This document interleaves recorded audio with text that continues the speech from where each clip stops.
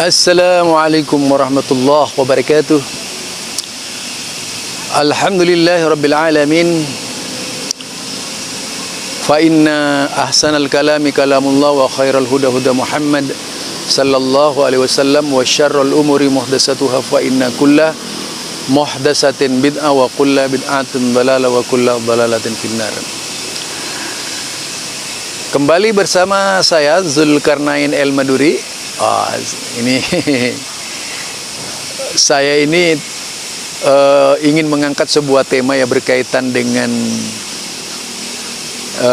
sebuah hadis yang diangkat oleh Zaka, karena dia memang minim literatur ya. Dia minim literatur tapi bertindak sebagai seorang mujtahid gitu. Dia kadang-kadang melarang ijtihad, tapi sebenarnya dia itu bertindak sebagai seorang mujtahid yang melebihi ulama-ulama dan bahkan melampaui batas gitu kadang-kadang.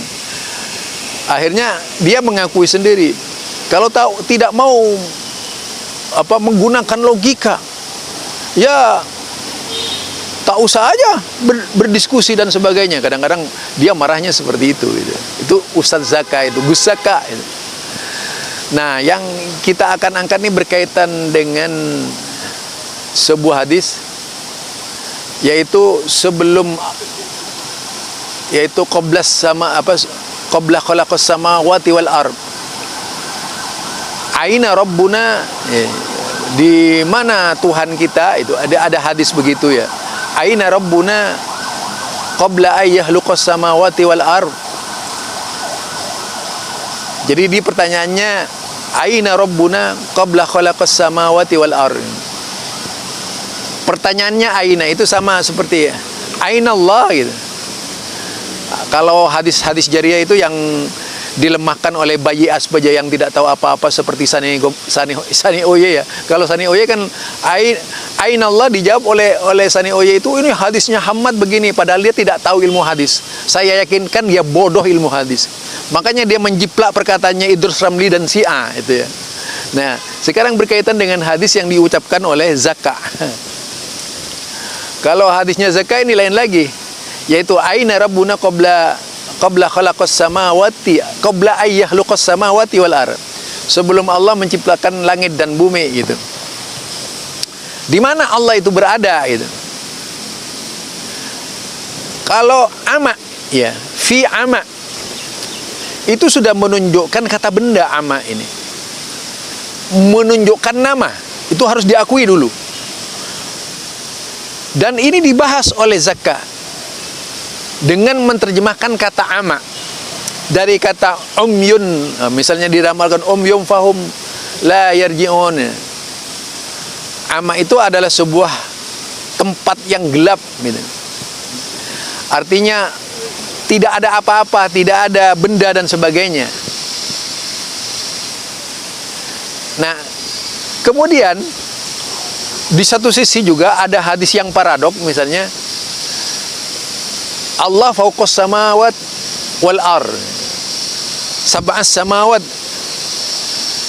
Kemudian ada yanzilu rabbuna ilas sama'id dunya. Ini juga dipermasalahkan ya.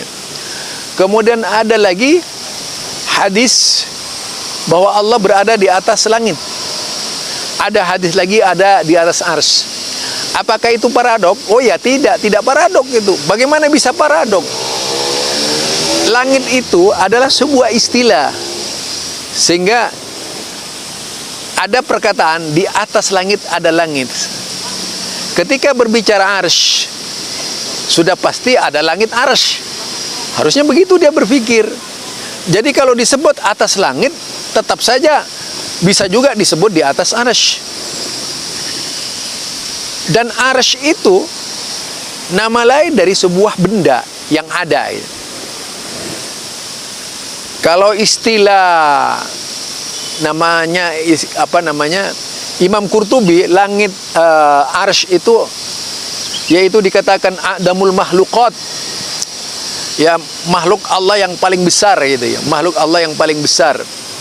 Di situ ditunjukkan sikap dari Al-Qurtubi berkaitan dengan pendapatnya para salaf ketika itu, bahwasanya kalau para ulama salaf tidak ada yang menolak jihad. Jadi ulama dia tegaskan dengan kalimat la yaquluna binafyil jihad. Ya, la ini Imam Qurtubi dalam tafsirnya, la yaquluna binafyil jihad. Nanti jangan kemudian ada yang mengatakan saya mengatasnamakan Imam Qurtubi ya sebelum menyelidiki. Kalau tidak pandai harusnya Anda diam. Tidak perlu mengomentari. Kalau bodoh ngaku kebodohannya. Jadi dikatakan bahwa yaitu salaful umat dahulu kala dikatakan la yaquluna binafyil jihad. Mereka tidak mengatakan, dikatakan bahwa mereka tidak mengatakan yaitu menolak arah, juga tidak dikatakan membicarakannya, walakin kafatu bisbatillah, melainkan cukup dengan apa yang ditetapkan oleh Allah Subhanahu wa taala. Bahkan dikatakan istiwa di atas arsy menurut ulama salaf itu hakikatan, yang sebenar-benarnya istiwa menurut Allah, bukan menurut manusia. Istiwa menurut Allah, menurut manusia berbeda. Yang sering kali menjadi pemikiran subhat. Istiwa ini kalau saya kemarin angkat dengan kata jalis wa qu'ud, yang kemudian melahirkan penilaian dari kelompok-kelompok radikal anti sunnah itu. Ya, kelompok radikal, mereka radikal loh. Anti Wahabi itu radikal. Jangan Anda bilang bahwa anti Wahabi itu tidak radikal. Itu lebih radikal dari Wahabi. Jadi mereka ini lebih radikal dari Wahabi. Kalau mau kita pahami itu. Jika dikatakan Wahabi itu radikal, dia lebih radikal lagi. Kenapa? Dia berani menyebut perkataan ulama salaf bahwa itu adalah ulama Wahabi. Perkataan Quran dikatakan perkataan Wahabi. Perkataan Nabi dikatakan perkataan Wahabi. Lebih jahat mereka itu. Kalau kita cermati ya. Bayangkan, dia mengatakan, Imam Qurtubi ini mengatakan hakikatan. Lah kalau dikatakan hakikatan itu yang sebenar-benarnya. Menurut Allah, bukan menurut kita. Jadi yang sebenar-benarnya menurut Allah. Tetapi kalau ditanya bagaimana caranya Allah itu hakikatnya tadi gitu, dijawab mereka itu yaitu bersikap juhala di dalam soal hakikatnya seperti apa, kaifiatnya seperti apa. Jadi itu yang dipermasalahkan oleh ulama-ulama dahulu kala. Nah, referensi ini kalau kita mau baca itu, saya tunjukkan referensinya ya. Yang pertama itu yaitu Kitabul Arsy yang ditulis oleh siapa? Az-Zahabi, Kitabul Arsy itu. Nah, kalau dilihat itu kitabnya berisi ribuan dalil bahwa Allah berada di atas arsy. Sebagaimana yang ditulis oleh Az-Zahabi. Ada yang mengecap Az-Zahabi ini meskipun lahir jauh sebelum Muhammad bin Abdul Wahhab, sudah dicap Wahabi juga. Az-Zahabi ini adalah salah satu murid Imam Syafi'i yang mengumpulkan hadis-hadis tentang istiwa. Kalau kita lihat juga di mana adanya, itu di kitab Imam Bukhari, di kitab Imam Muslim, di kitab Imam Nasa'i, di kitab Imam Abu Daud, di kitab Imam Turmidi, di kitab Ibnu Majah, di kitab Imam Ahmad bin Hambal ya. Kemudian di kitab Ad-Darimi itu ada semua itu.